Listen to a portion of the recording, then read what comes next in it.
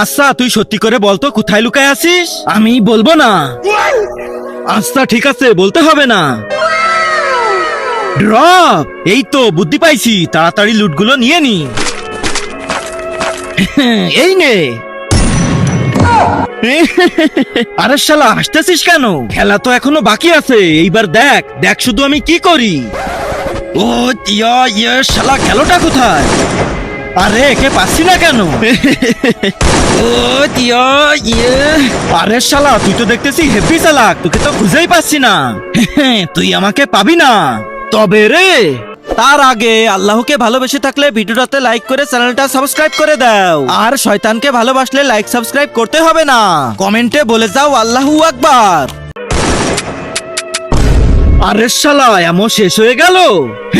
এবার তাহলে এই নে পাট্টাসে হেডশট।